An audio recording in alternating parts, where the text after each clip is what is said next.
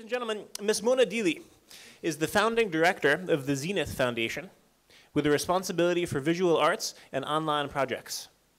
She has led the development of the ZenithShopOnline.com, ZenithImageLibrary.com, and the online magazine of the ZenithFoundation.com. She's the principal programmer and producer of the 4 editions of the London Arab Film Festival, as well as other film events. She's headed the research and development of the Arab Cities Contemporary Art Project and the earlier symposium at the Barbican in Modern and Contemporary Art from the Arab region. In parallel with her work at Zenith, Ms. Deeley has worked also at the BBC Worldwide and the BBC since 2000 in a senior legal and business affairs capacity. Her topic for the lecture today, the death of multiculturalism, ? Ladies and gentlemen, please join me in a very, very warm welcome for Ms. Mona Deeley. Thank you. At the highest levels, from politicians and policymakers, with measures being actively taken to replace it. It has been blamed for integration problems of immigrants and the fragmentation of society. As multiculturalism stands accused, is it guilty as charged? And can a death sentence ever come to pass? These questions directly concern me, both as an immigrant myself and due to the nature of Zenith Foundation's work. It also concerns every one of us, as it is fundamental to the quality of our social interactions, our cultural landscape, and the shape of the society we partake in on a daily basis. Yet policies are being passed and statements made with only whimpers of public commentary and insufficient challenge. Zenith Foundation engages in cross-cultural dialogue, with cultural works providing the content, tone, and direction of the debate. The slides aren't illustrating anything. They're just images from events we held or projects we've had, just to keep you visually entertained. All the cultural practices are best served by being represented as part of trends in art rather than with a kind of geographic prism. We do have a focus on the Arab region. However, our approach ensures that the thematic interests of a project validate the choices of work, in turn selected for their quality, and with the projects made international whenever possible. The Arab regional perspective, in effect, provides the wider context that highlights the urgency of certain issues relating to the Arab region and that are being publicly debated. Experiencing these works will first and foremost broaden artistic horizons, as well as in the process widen perspectives on the Arab region. To make this a bit more concrete, examples of our projects include the development of an art exhibition on the theme of Arab cities, and these images are from the exhibition was called New Ends, Old Beginnings. It was held at the Blue Coat during the cultural celebrations as Liverpool capital of culture in Europe. We also hold massage sound projects. Most recently, we had a performance and symposiums on experimental music from the Arab region to recalibrate understandings of that music. We had an event at Leighton House in London called The Bird Ghost at Zawiya. We also are responsible, as you heard from Mark, for the London Arab Film Festival at NFT, BAFTA, and since 2008 it's been in collaborations with other venues such as the V&A, and so on and so forth. We've also made available on disc and download through our website the films that we normally show at festivals to broaden their reach, and we've also created an image library that documents the Arab region beyond news bites to give people a chance to do self-generated journalism that perhaps gives more interesting perspectives on current affairs. But for all our efforts, influential think tank Policy Exchange has laid the blame on organizations like us for the disintegration of society. Although our work was not specially mentioned, it falls within the logic of their arguments. To quote from their report, Living Apart Together, whose author moved on to become the present cultural advisor to the Mayor of London, quote, "The inability to feel a connection with other people is a damning indictment of the multicultural approach in Britain. For over 20 years, successive governments have pushed an agenda which has effectively undermined the possibility of shared communal experience. Stressing difference has pushed some people apart to the degree that they feel no empathy for the suffering of others who are not their own." The report also states that the logic of diversity and multiculturalism has led to a shift in political culture, whereby ethnic and cultural groups are encouraged to make demands based on their differences and cultural exclusion from the mainstream. In order to gain resources from the public purse or even garner media attention, particular groups have to claim they are unfairly disadvantaged. The effect over the past 2 decades has been the emergence of ethnically or culturally specific lobby groups, each arguing their own corner for more money, resources, and support for their particular identity. Well, in response to that, I can safely say that we've very rarely dipped into the public purse, not by design, but because we fall into every conceivable funding kind of in between stools. I'll explain in a moment why the lack of funding for organizations like us is problematic rather than desirable as advanced by policy exchange. But the report displays an outrageous, condescending and accusatory tone that dismisses stated objectives, such as ours, implying instead that there's some gravy train and media circus going on that we have to kind of plead victimization to be part of. Perhaps most crucially to the present debate is a suggestion that we might have been misguided in our work, thinking that we are helping bring communities together, when in fact we have driven them apart. Well, have we? Before I consider this more fully, I'd like to kind of make a full loop of linking immigration, integration, and multiculturalism, because the three kind of sit together. Well, social scientists rely on 4 benchmarks to assess immigration assimilation.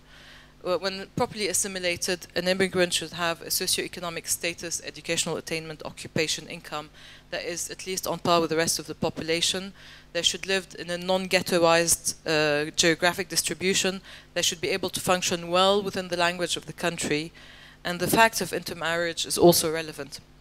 Well, on the face of it, I'm a perfect example of assimilation. Just to throw in a few autobiographical details I wouldn't normally include, just to illustrate that point. I'm of Lebanese origin. I came to the UK 17 years ago. I'm from a Muslim family. I'm fluent in English and other languages. I'm university educated, and I'm married to an Englishman. So, on the face of it, I can be seen as a perfect example of assimilation. In other words, I have been fully absorbed into the dominant culture and have somehow, somewhere passed to it a little of myself. But is that really so? Terms less invasive to the self than assimilation have been used to describe the process of integration, such as cultural mosaic in Canada and salad bowl in the US, where the different elements come cohesively together to form a whole without losing their specificities, or contribute to the bigger society thanks to their diversity. This is consistent with ideas of multiculturalism. Multiculturalism can be defined as the acceptance, promotion, and appreciation of multiple cultures, institutionalized through schools, cultural policies, and the law, anti-discrimination laws. It advocates treating individuals and communities originating from various ethnic and religious backgrounds as equal to one another and to the majority group, and each group is given the space to express its specificities. But the social context to accepting others is important, and I would stress that as a lawyer, more important in a way. Well, the law is very important, but without the social context, the law does not work by itself. For example, if we take the example of equal pay, long after the law has passed for equal pay for men and women, reports come up that this is still not so. Similarly, people are not going to declare that they haven't interviewed someone or given them a job or promoted them because of ethnic prejudice. So the law on itself is not enough. You need the kind of cultural input that creates the atmosphere in society of acceptance of diversity. And that's what the current government is arguing against, and I think that's really problematic. The room that multiculturalism creates for expressions of cultural specificities indirectly solves the problem of trying to define a single culture for any one country or society, as culture is not definable by race or religion, but consists of multiple elements that mutate. Multiculturalism should allow people to express who they are within a given society without the pressures and ensuing schisms that would result from a forced conformity to a British ideal that no one can quite articulate or grasp. Multiculturalism creates the potential for society to evolve collectively You got to that one. As a communal project that transcends the sum of all its parts. This is not a clear and identifiable path, and the fragmented nature of society and its subcultures makes it difficult to imagine how society can have movement as a whole. But it happens. If you think of India, they have 1,652 languages and many, many subcultures across the country, different religions, I don't know about ethnicities, but different religions and cultures. And India is thought to be made up of an amalgam of all of these. Intercultural influences are age-old. The examples are too numerous to count, from ancient Greece to now. Basically, our world has always been interconnected and inter-influenced by ideas and movements of people and products.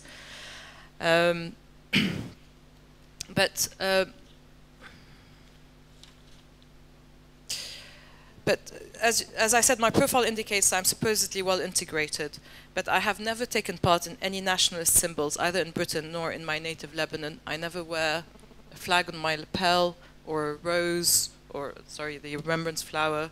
I never fly a flag. I don't know any national anthems. I don't support any national sports teams. In fact, I'm not into sports. But part of my aloofness towards national symbols is that I perceive them to be part of a simplistic conformism that distracts from truly fulfilling one's duty as a citizen, and from questioning whether the state is taking responsibility for maintaining national cohesion through substantive measures. To me, there lies the real social contract and the fulfillment of national unity.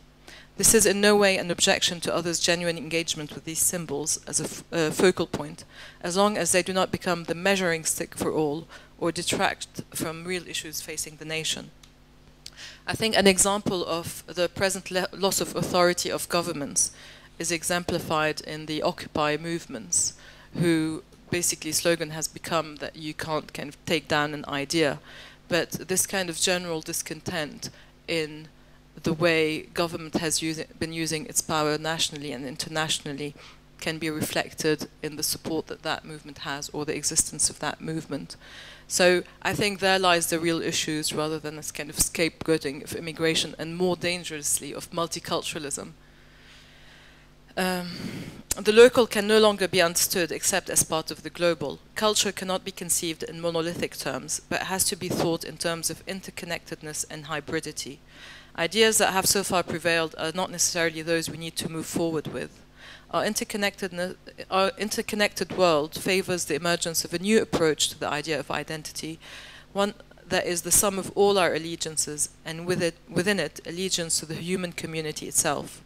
A true revival of the idea of universal human rights applied with a single standard to all, without destroying our many individual affiliations. Both on the level of the global and the national, standardization would lead to cultural and intellectual impoverishment, resistance, and conflict. Notting Hill, where I live, is an interesting example of multiculturalism. It became residential 170 years ago with the construction of the Ladbroke and Norland estates. But still then, the ratio of pigs to humans was 3-to-1 in favor of pigs. Large houses failed to lure wealthy from Mayfair and were turned into multiple dwellings and became slums. The end of World War II saw an increase in Caribbean migrants to Britain, many of whom settled in Notting Hill. Race riots started on 20 August 1958, when a gang of white youth attacked a Swedish woman, Maj-Britt Morrison, for being married to a West Indian man. Later that night, a mob of hundreds of white people attacked the houses of West Indian residents. The racially motivated riotings and attacks continued every night until 5 of September. The ferocity of Notting Hill's racial riots, as the press called them at the time, shocked Britain into realizing that it was not above the kind of racial conflict associated with the American Deep South. As a direct response, Claudia Jones started the Notting Hill Carnival a few months later, seeking to build, protect, and promote the place of the marginalized Afro-Caribbean society through cultural politics. Trevor Carter, stage manager of the first carnival, is quoted in a Guardian article as saying that, quote, Claudia, unlike the rest of us, understood the power of culture as a tool of political resistance. The spirit of the carnival came out of her political knowledge of what to touch at a particular time, when we were scared in disarray, close quote. Carter recalls, "It was our way of saying to the dominant culture, here we come, look, we here." The carnival has grown ever since, with around 1 million people, police estimates, or 2 million organizer estimates, joining the party, making it the world's biggest party outside of Rio. A Guardian article commented on how the Notting Hill Carnival took pride of place in the Queen's Jubilee celebrations along the cavalry. Quote, "This was a legacy of empire with a difference, not an exhibition of how much has been preserved, but a demonstration of how much has changed." In the mid-70s, 40% of all black people in Britain were born here, yet many still felt alienated in the land of their birth. By 76, anti-police riots erupted at Carnival, seeming to express a wider struggle to be treated as equals in the only home they know. The Telegraph came up with the all-too-familiar argument that, quote, "Many observers warned from the outset that mass immigration from poor countries, a substantially different culture, would generate anomie, alienation, delinquency, and worse." Close quote.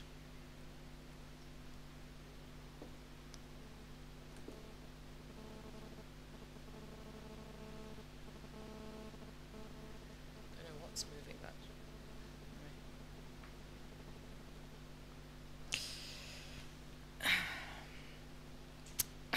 Notting Hill gentrified with the provision of good standards of housing by the Notting Hill Housing Trust, the advent of the business boom of the 80s and the subsequent property boom. It was even home to the so-called Notting Hill set, of which George Osborne and David Cameron, now Prime Minister and Exchequer. Despite this personal connection, the history of Notting Hill seemed absent from the mind of Prime Minister David Cameron in his controversial Munich speech in April this year. He declared that state multiculturalism has failed.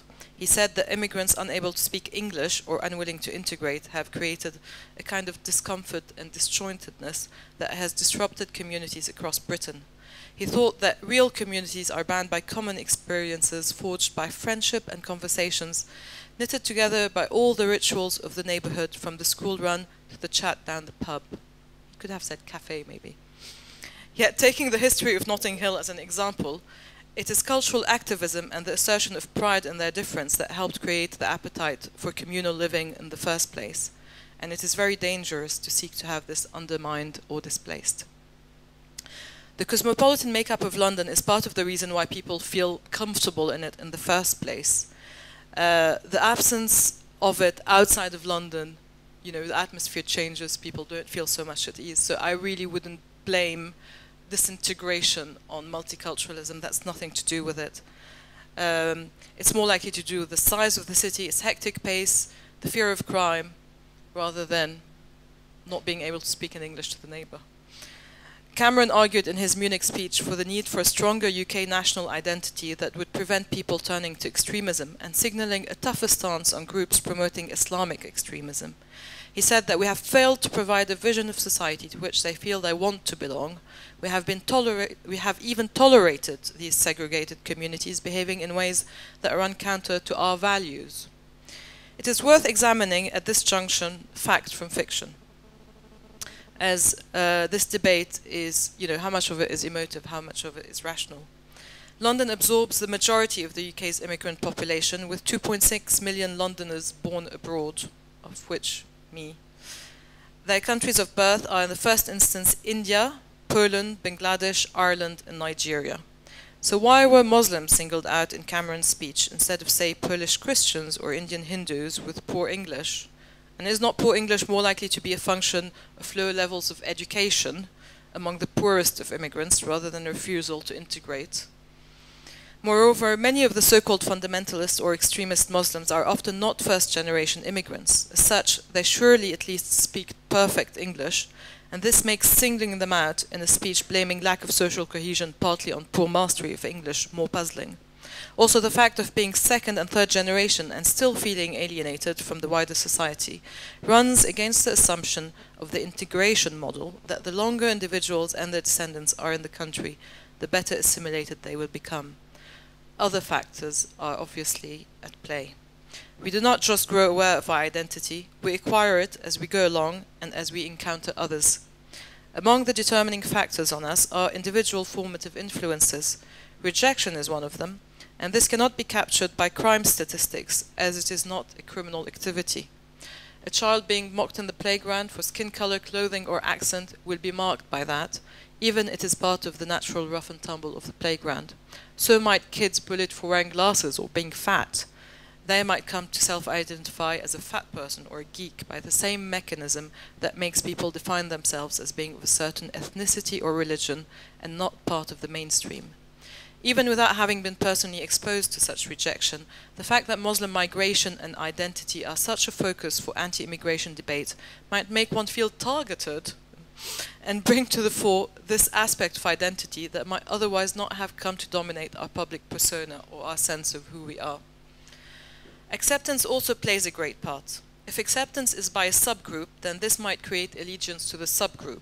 If acceptance is by the mainstream, then this would help level out any overwhelming emphasis on one aspect of identity, such as ethnicity or religion, and put the focus instead on developing one's personality with all its formative elements. This is the contrary of what Policy Exchange's report states. Acceptance of diversity by the mainstream and in cultural policy is what will encourage integration, not the opposite. People often see themselves in terms of whichever one of their allegiances is most under attack. And sometimes when a person does not have the strength to defend that allegiance, they hide it while the harmful effects of doing so remain within them. In either case, the aspect of our identity under attack can come to dominate our whole person. We might come to sympathize with others of the same allegiance, creating a virtual or actual community. Some might become militant and loud in displays of their identity, seeing it as a right to be asserted rather than as begging for respect. According to National Office Statistics report in 2006, 93% of Muslims born in the UK think of themselves as British. In 2003, the same poll was conducted in Scotland, and only 20% thought they're British. And the same trend is in Wales. The same report also pointed out that more than half of Jewish, Muslim, Sikh, and Hindu adults living in England think of themselves as, identify with their religion. In a Mori survey conducted in August 2005, 90% of Muslims felt immigrants should be made to learn English, and that's more than the general population of 82% who thought that. 76% of Muslims said immigrants should be made to pledge their primary loyalty to Britain, compared to 73% of the main population who thought that. 65% of Muslims believed that imams should be made to preach in English, and that's much higher than the 39% general population. And 95% said immigrants should accept the rights of women and equal citizens. And nationally, apparently only 96% accepted that. The vast majority of Muslims condemn terrorism, and even those who express sympathy will probably not become violent. A 1990 Trust survey found that only 1.9% of Muslims felt it is actually justified to commit terrorist attacks on civilians in the UK. Now, this is alarming and doesn't eliminate concern, but may put things into perspective.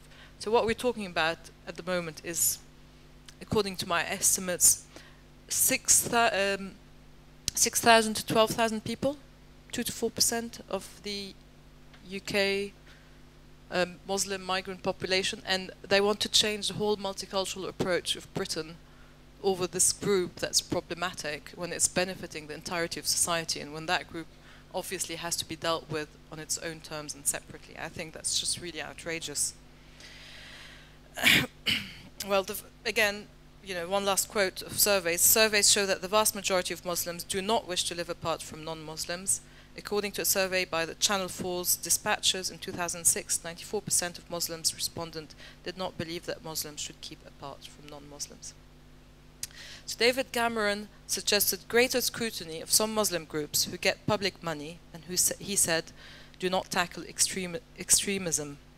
His criteria for judging these organizations is whether they believe in universal human rights.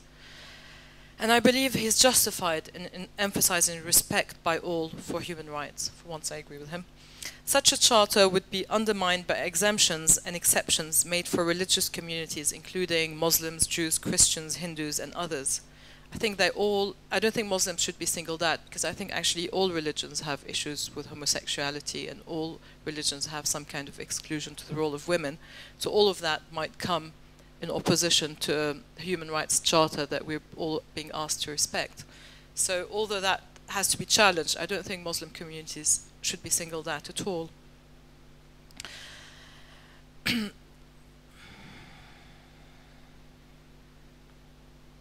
Okay, the Muslim groups that Cameron was referring to were established under previous governments as they required an interlocutor on issues concerning the Muslim community, and that was post the London bus bombings of 2005. Predictably, the existence of such organizations has not provided a consensus view on Islam or British Muslims, as this is no more possible than reaching a consensus view on what Britishness is, or have a body represent what British individuals should be like.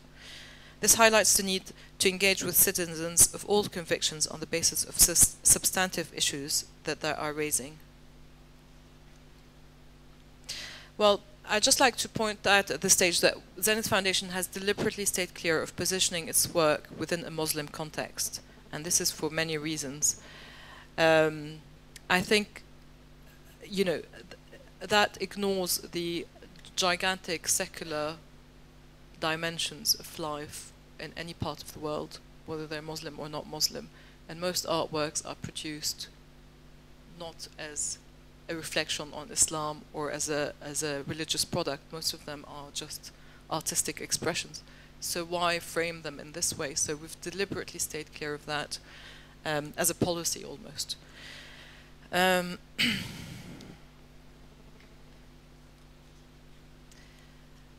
David Cameron and Britain are not alone to have second thoughts about multiculturalism.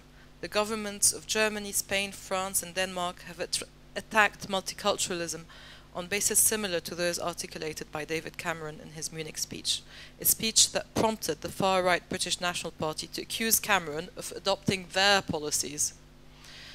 And that's supported by research by think tank Demos, published only recently, a week or two ago, that reveals a continent-wide spread of hardline nationalist sentiment among the young, mainly men, deeply cynical about their own governments and the EU.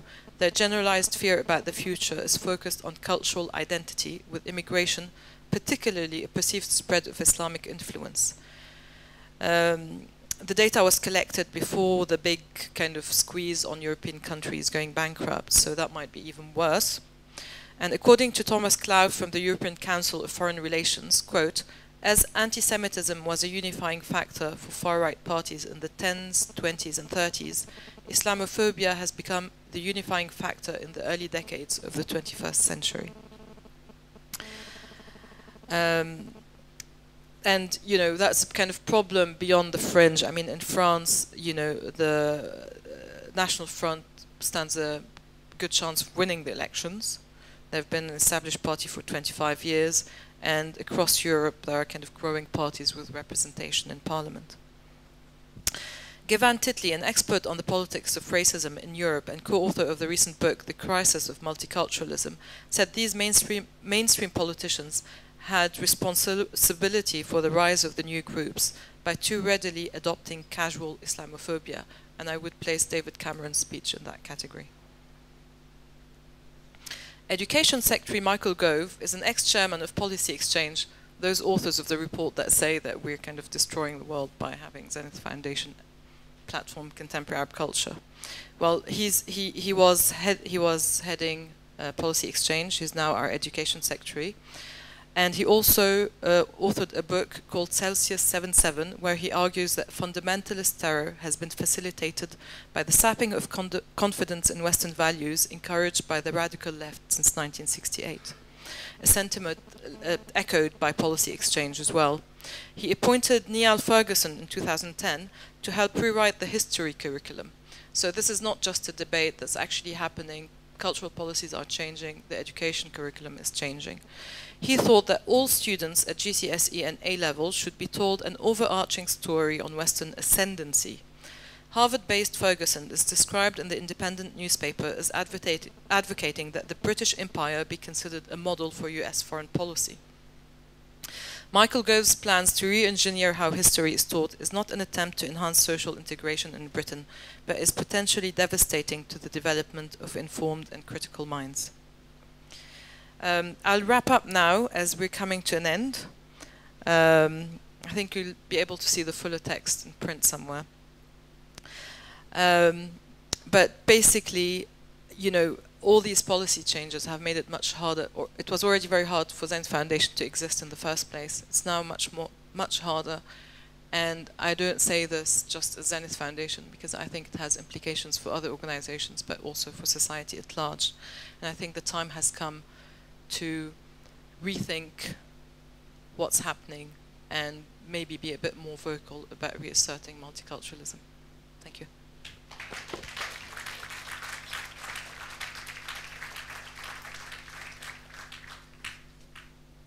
Very much, Ms. Deeley. This is actually the second lecture that you've given for us in London within a 6-month period, so we really appreciate sharing your insights, also from the point of view of the Foundation. Be happy to take 1 or 2 questions, and then we want to start the panel discussion, just because we are running a little bit behind schedule. 1 or 2 questions, please, for Ms. Deeley. Please. Oh, not the mic, sorry. Basically, just a quick one. Do you think kind of multiculturalism would help? I mean, I'm wanting to specialise in Middle Eastern politics. Do you think that'd help if a lot of Middle Eastern countries help open up their borders? For instance, as a white Christian, I'd have great if we're going to Mecca. It's a great example. I'm trying to go to Iran at the moment, and that's a pretty much no-go. And it's, yeah.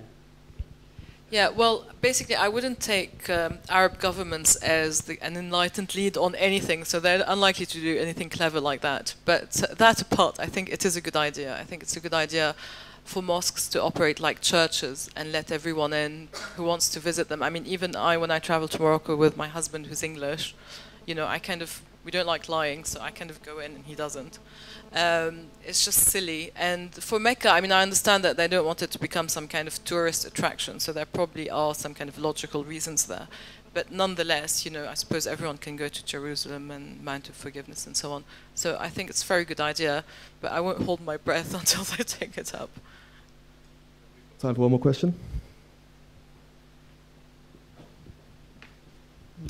Stephen Wynn, thank you.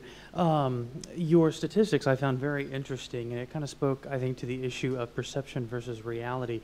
In your opinion, is there a problem of integration of immigrants here in the UK, or is that just, do you think that's a falsehood? If there is, you know, a problem of integrating that exists among certain sectors of the immigrant population, do you think there's a resistance to assimilation, or are there structural barriers hindering that kind of thing? I think there are 2 things at play here. I think there are basic things that the government raises as a kind of benchmark, which is, you know, you have to be law-abiding, respect human rights, you should, you know, speak English. And I don't think there are problems statistically. I don't think there are issues there. But whether there are kind of, I mean, the problem with talking about integration in London is such a diverse society that you're not quite sure what you're integrating to. And so everyone does their own thing, but I think they're actually doing it coherently and in balance with each other. I don't, you know, if there is crime because of something to do with crime. It's not to do with immigration, I don't think. So I think that it's a red herring, the kind of targeting of multiculturalism as the enemy. I don't think that's where things went wrong. I think things are going wrong in the economy. I think things are going wrong in terms of people feeling they're not being served by their governments, general loss of authority, people don't like foreign policy. There are lots of things they don't like internally and externally. And hey, what do they do? Point the finger at multiculturalism. Were they creating a problem where there isn't one? They have enough to solve for that, creating a new one, I think. Concludes this morning's presentation, so it would like a round of warm applause for Mona Deeley, please.